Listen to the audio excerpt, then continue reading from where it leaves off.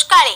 कोपरगाव बस स्थानक परिसरात प्रगती पथावर असलेल्या बस डेपोतील व्यापारी संकुलाच्या कामाची पाहणी करण्यासाठी आज आमदार आशुतोष काळे येथे आले होते।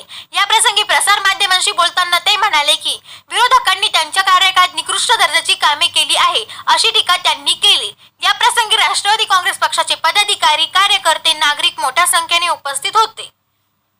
आज या ठिकाणी मी आपलं जे काही बस डेपो याची उभारणी आणि तसंच बरोबर बस डेपोच्या दक्षिणेच्या बाजूने आपण जे काही शॉपिंग कॉम्प्लेक्स उभारतोय याच्या स्लॅबची पाहणी करायला आलो आणि जे काही काम चालू आहे त्याची क्वालिटी कशी आहे हे बघण्यासाठी आलेलो होतो। तर हे काम स्पीडमध्ये चालू आहे आणि लवकरच आपल्याला नवीन बस डेपो त्याच्याबरोबर हे शॉपिंग कॉम्प्लेक्स देखील नागरिकांना उपलब्ध होणारे, व्यापाऱ्यांना उपलब्ध होणारे, त्याच्या माध्यमातून नागरिकांना त्या ठिकाणी काही त्या तिथल्या शॉप्समध्ये काही विकत घ्यायला या ठिकाणी होईल आणि व्यापाराला देखील इथे चालना मिळेल। तशाच पद्धतीने आपण कोपरगाव नगर परिषदच्या दोन्ही बाजूला शॉपिंग कॉम्प्लेक्सही मंजूर केलेले, त्याचंही काम लवकर चालू होईल। बाजार तळाच्या इथेही शॉपिंग कॉम्प्लेक्स मंजूर केले, त्याचंही काम लवकरात लवकर चालू होणार आहे। म्हणून आपल्याकडे आता 4 नवीन शॉपिंग कॉम्प्लेक्स होत आहे। तर अजूनही आपल्याला शॉपिंग कॉम्प्लेक्स करायचे, त्याला आपण जागेच्या ज्या काही अडचणी आहे त्या दूर करून मग तिथे देखील शॉपिंग कॉम्प्लेक्स मंजूर करून आपल्या छोट्या मोठ्या व्यापाऱ्यांना त्या ठिकाणी संधी उपलब्ध करून देऊ अशा प्रकारचा शब्द या ठिकाणी देतो आणि हे काम लवकरात लवकर व्हावं आणि लोकांना तिथे दुकानं, शॉप्स उपलब्ध व्हावे यासाठी सर्वांनी प्रयत्न करावे। धन्यवाद।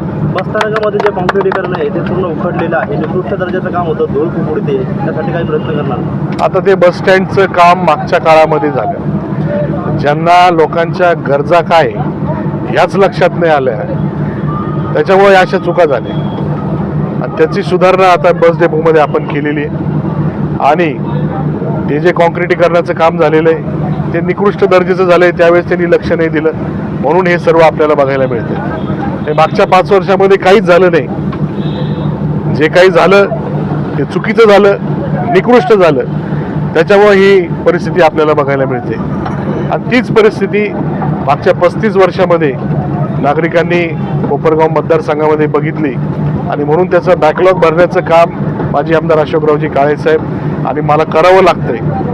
जर 40 वर्ष सत्ता देऊन जर आपण त्यांच्याकडनं कामं अपेक्षा ठेवून त्यांना निवडून दिलं, कामं होत नाही त्यांच्याकडनं, झालेले कामं चुकीचे झाले, तर आपण काय करतोय हा खरा प्रश्न नागरिकांनी स्वतःला विचारला पाहिजे आणि आज लोकांना सगळं जाणवतंय।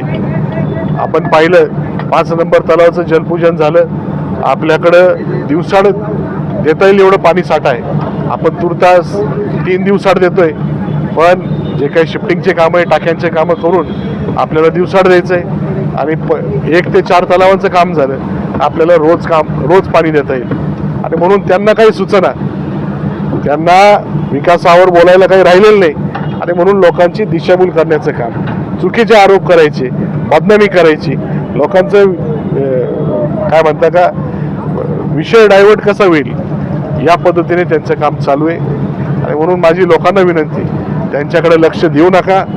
इथून पुढं जे काही आपल्या अपेक्षा असतील ते मी 100% पूर्ण करणार आहे, तशा पद्धतीचं काम मी प्रामाणिकपणे केलेलं आहे।